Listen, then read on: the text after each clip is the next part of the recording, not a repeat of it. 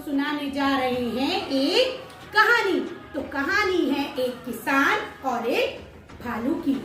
तो कहानी कुछ इस प्रकार है कि एक बार एक किसान अपना खेत जोत रहा था। तभी अचानक वहां पर एक भालू आ गया। भालू किसान को मारने लगा। किसान ने कहा, अरे भाई भालू मारते क्यों हो? फसल आने दो, जो कहोगे वही खिलाऊंगा। भालू ने कहा, ठीक है, जमीन के ऊपर की फसल मेरी और नीचे की तुम्हारी रहेगी। किसान बोला, ठीक है।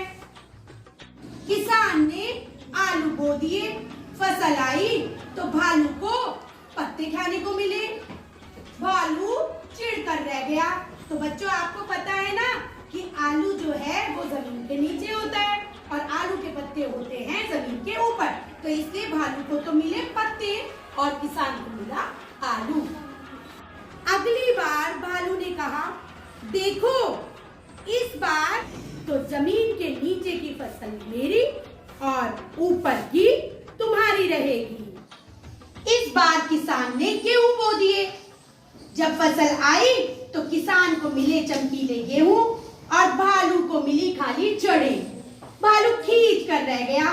तो बच्चों, आपको पता है ना कि जमीन के ऊपर गेहूं होते हैं और नीचे रहती हैं उसकी खाली जड़ें। तो इस तरीके से गेहूं हुई जमीन के ऊपर की फसल। इस बार भालू ने किसान को मजा चखाना चाहा।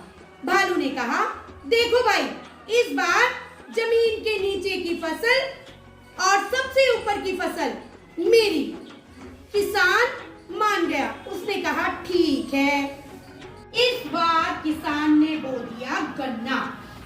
भालू को मिला सिर्फ जड़ें और पत्ते खाने को और किसान को मिली बीज की फसल, मीठा मीठा गन्ना। भालू का तो भाई सिर चकरा गया। तो बच्चों, आपको पता है ना कि जो गन्ने की फसल है उसमें सबसे ऊपर होते हैं पत्ते, जमीन के नीचे होती हैं उसकी जड़ें और बीच में होता है मीठा मीठा गन्ना। तो इस प्रकार किसान ने चतुराई से भालू से अपना पीछा छुड़ा लिया। तो बच्चों, इस कहानी से आप समझ गए ना कि हमारी जो देश की मिट्टी है उसमें भिन्न भिन्न प्रकार की फसलें होती हैं। कुछ फसलें होती हैं जो जमीन के नीचे होती हैं, कुछ फसलें होती हैं जमीन के ऊपर, कोई पेड़ होता है और कोई होता है झाड़ी। तभी तो हम गर्व से कहते हैं, मेरी माटी मेरा देश। धन्यवाद।